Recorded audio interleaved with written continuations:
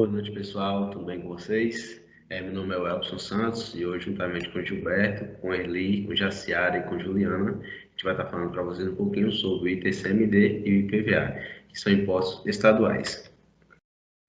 Os impostos podem ser federais, estaduais ou municipais. O Brasil está entre os países com maior taxa tributária do mundo, sendo que 38% da economia nacional está destinada ao pagamento de impostos.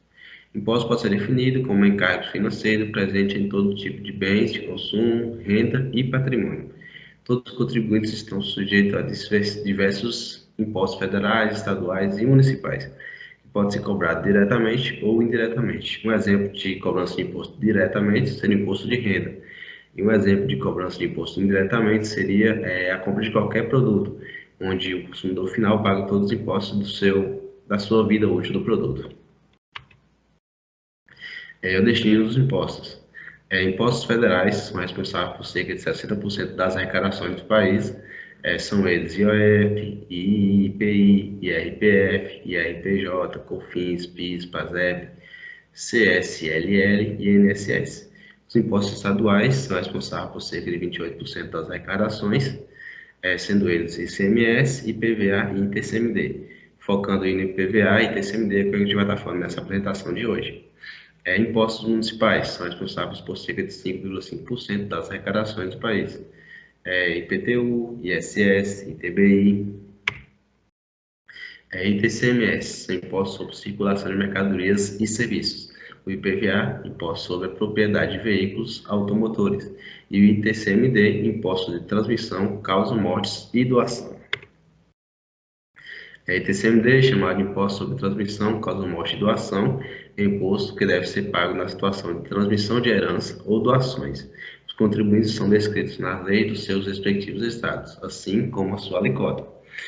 Mas cabe ao estado colocar qualquer alíquota, ele que define qual o valor que ele vai colocar de alíquota, não especificamente.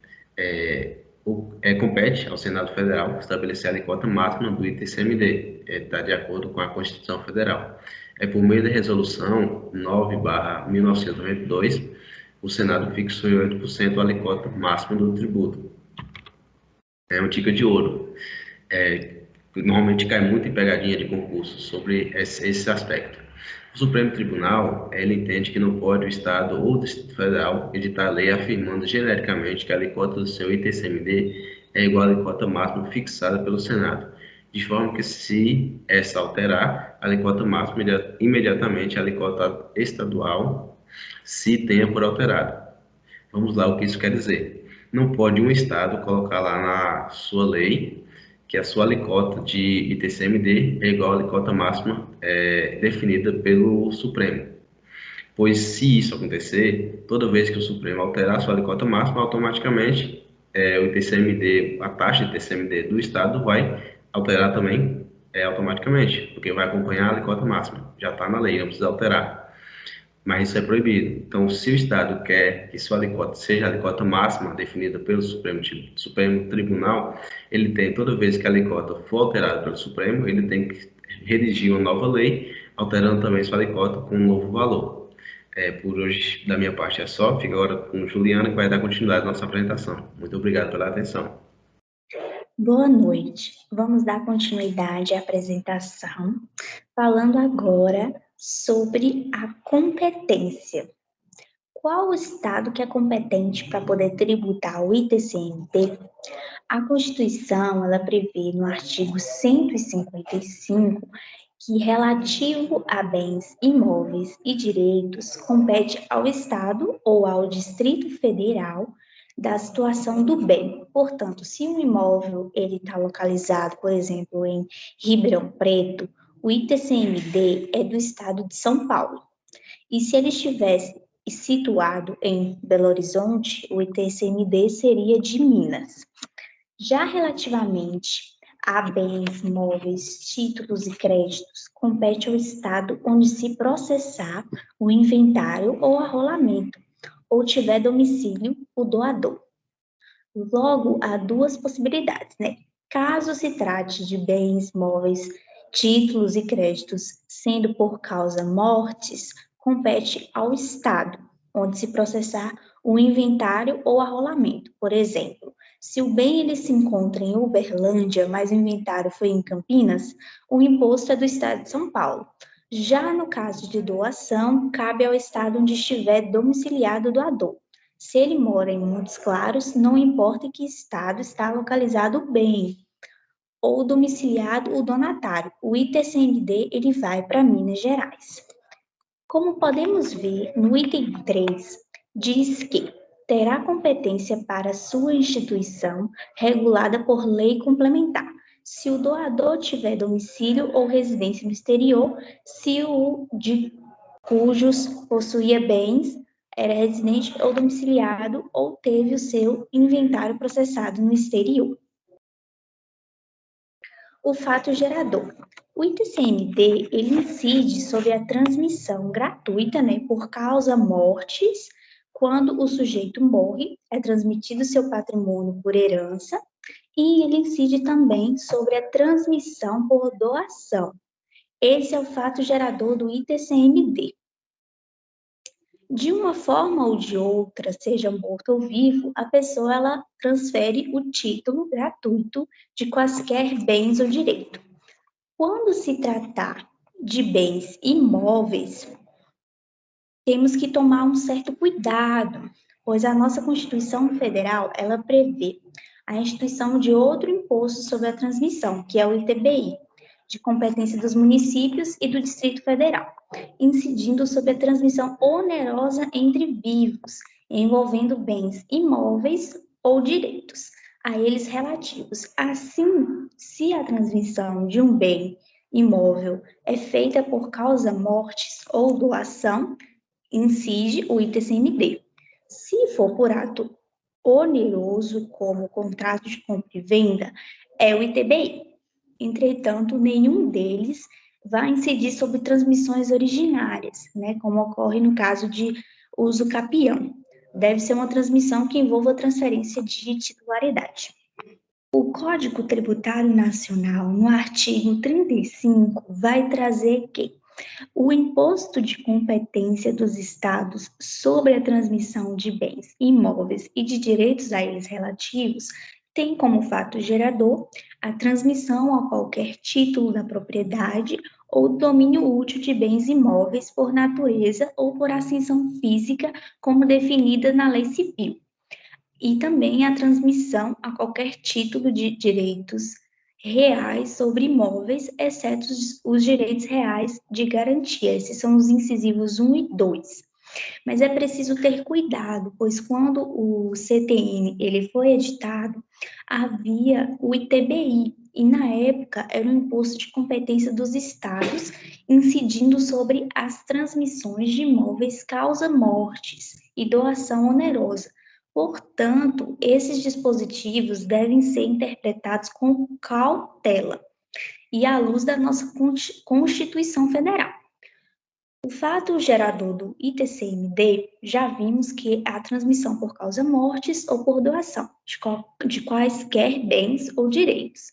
E o parágrafo único vai dizer que as transmissões, causas mortes, ocorrem tantos fatos geradores distintos quanto sejam os herdeiros ou legatários. É uma regra específica para as transmissões causa-mortes.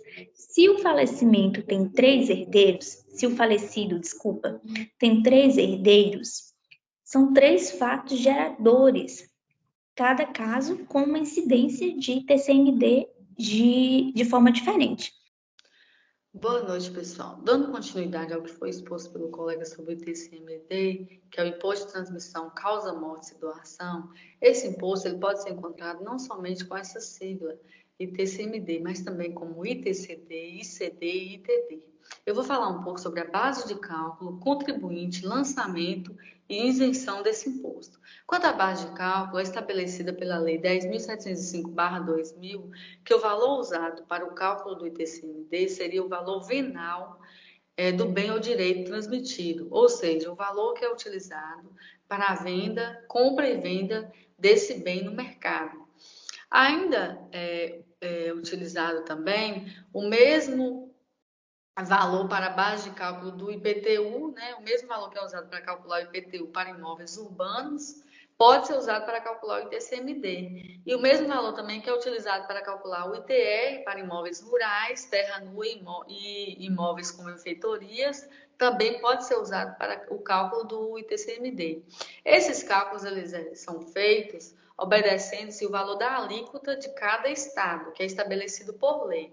Porém, existem alguns casos específicos que não usam esse valor de alíquota, e sim tira-se uma porcentagem em cima do valor venal do bem, que é em caso de transmissão não onerosa do domínio útil, né, e na instituição de usuário por ato não oneroso, que é tirado 1/3 do valor venal do bem com o valor do ITCMD, e no caso de transmissão não onerosa do domínio direto e transmissão não onerosa de nua propriedade, é tirado 2/3 do valor do bem como pagamento do ITCMD.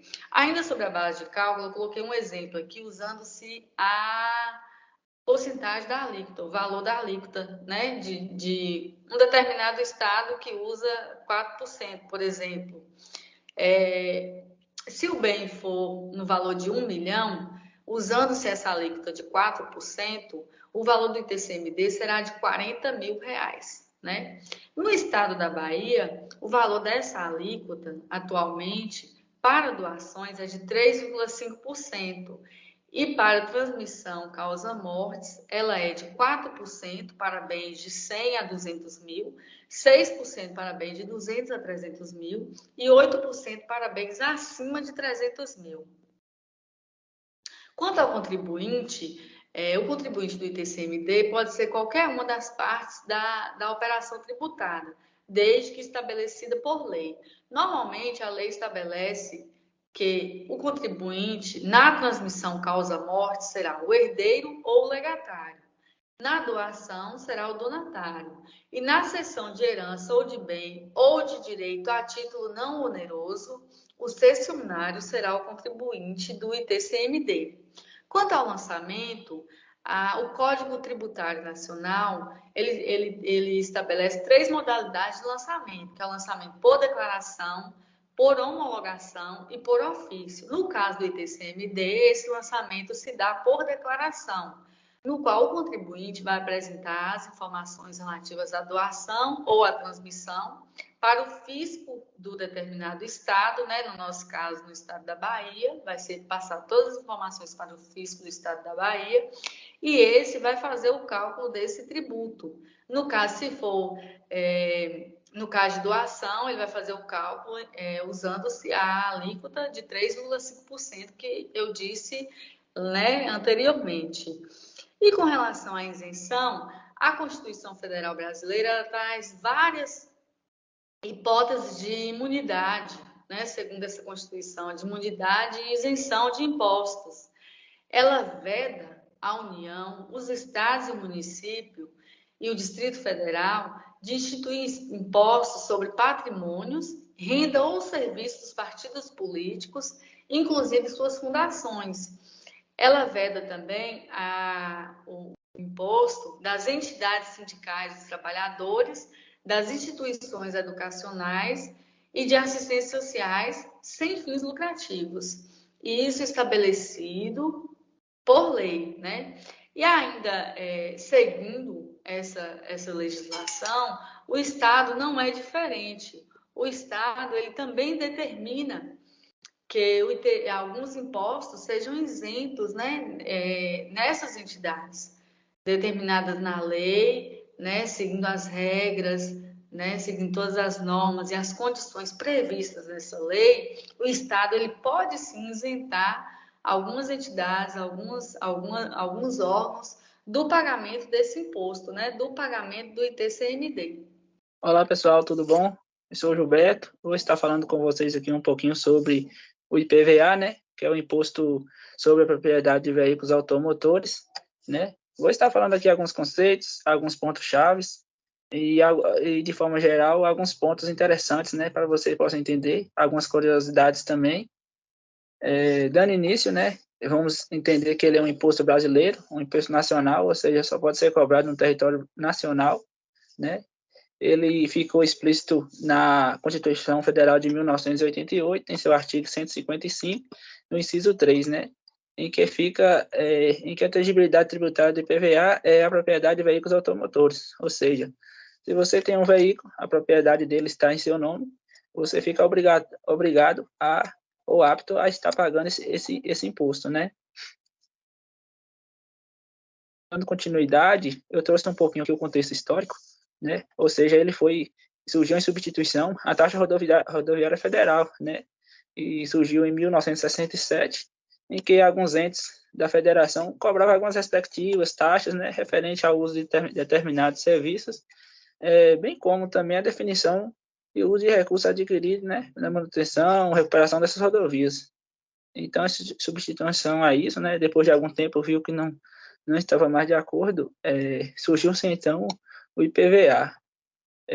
Outro ponto-chave é que somente os estados e o Distrito Federal têm competência para instituí-lo, ou seja, nenhuma outra ente pode fazer isso. Ou seja, no decorrer desse processo, aconteceu alguns problemas, né? Ou seja, um deles aí foi a guerra fiscal entre alguns estados membros da federação. Ou seja, alguns estados davam alguns incentivos para que algumas pessoas pudessem estar pagando IPVA em determinados estados. Ou seja, a maioria, muita gente licenciava os carros em determinados estados por conta disso, né? O custo era menor. Então, isso causou grandes problemas. Então, para evitar isso, a medida tomada fixou, né, alíquotas mínimas em que são acompanhadas pelo Senado Federal, ou seja, no mínimo, nenhum estado pode cobrar abaixo, né, dessa alíquota mínima. Foi um problema encontrado. Aqui eu trouxe algumas características, né, e particularidades do IPVA. Ele é um imposto privativo, ou seja, ele não pode ser delegado de forma alguma. Se você é obrigado, está apto a pagar ele, você não pode delegar a ninguém, né? Somente você pode fazer isso, exercê-lo, pagar. Ele incide de forma objetiva e direta sobre as coisas. Ele não leva em consideração nada pessoal, né? Ele leva apenas ao valor do bem em si, né? Outra questão que muitos questionam é a questão se o IPVA é cobrado em relação a embarcações e aeronaves. Na verdade, não, né? Ficou isento até por relação de conformidade e alguns problemas que tinham com relação à embarcação e aeronaves, ficou isento, né? Ou seja, aeronaves e embarcações estão isentas desse imposto, ou seja, ficou apenas destinado a veículos automotores terrestres, né? No caso, outra questão também é que esse imposto não tem nenhuma destinação ou aplicação pré-estabelecida, ou seja, tudo que é arrecadado ele pode ser destinado a qualquer outra função que o Estado achar melhor. Pode ser destinado à área da educação, por exemplo, à área da saúde, à área da segurança, não necessariamente para a infraestrutura, a manutenção de rodovias e de modo geral, a manutenção, né, que é exercida. Então, muita gente pensa que era direcionada para isso, mas na verdade não é. E a questão do repasse, 50% fica com o Estado e 50% com o município em que esse carro ou esse veículo está licenciado. Ou seja, eu trouxe aqui alguns pontos interessantes, espero que tenham entendido, e meu colega Erli vai estar continuando falando um pouquinho mais de IPVA para vocês. Olá, pessoal, boa noite a todos. Dando continuidade à nossa apresentação aqui, falando um pouco mais sobre o imposto sobre propriedade do veículo automotor, o IPVA, vou falar um pouco sobre o fato gerador, sua base de cálculo, os contribuintes e o seu lançamento. Bom, o fato gerador do IPVA, ele ocorre o fato gerador em si é a propriedade do veículo automotor, como já foi dito, né? E ele ocorre no veículo novo na data da emissão da nota fiscal. Já no veículo usado, ele ocorre geralmente no dia 1º de janeiro de cada ano. No veículo importado, no desembaraço aduaneiro. E já no veículo leiloado, ocorre quando acontece o arremate daquele veículo.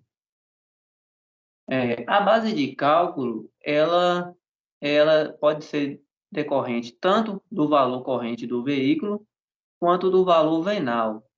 E aí acontece que há uma polêmica sobre essa cobrança sobre o valor venal, porque aquele valor total do veículo já está incluso ali a cobrança de alguns impostos, como, por exemplo, o ICMS, o IPI, e acontece que há uma cobrança de imposto sobre imposto nessa base de cálculo do veículo. Então, o IPVA, ele obedece os princípios tanto da legalidade quanto da anterioridade. Porém, a base de cálculo em si, ela não obedece, ela é uma exceção quanto ao princípio da anterioridade nonagesimal. Isso significa que, quando o órgão já faz uma alteração ali naquele valor da base de cálculo, automaticamente, no dia 1º de janeiro do próximo ano, essa alteração já pode estar valendo para a cobrança. Outra característica do IPVA é que as alíquotas referentes para efetuar esse cálculo, ela pode ser distinta de acordo com o modelo, o ano do veículo, dentre outras características. Como vocês podem ver, o cálculo ele é feito com o valor da base de cálculo do veículo, multiplicado pela alíquota e depois dividido por 100. Ou seja, por exemplo, em São Paulo, onde há uma alíquota ali em média de 4%, vamos colocar aí, com um valor de base de cálculo de um veículo de 30 mil, multiplicando-se por 4 e dividindo por 100, é chegado a um valor de 1.200. Esse seria o valor que este veículo deveria pagar anualmente. O contribuinte do IPVA é o proprietário do veículo. Porém, há também a possibilidade de fazer a cobrança de outras pessoas que não sejam proprietários, que são os responsáveis solidários. E essa cobrança ela pode ser feita ali quando ocorre, por exemplo, o leasing.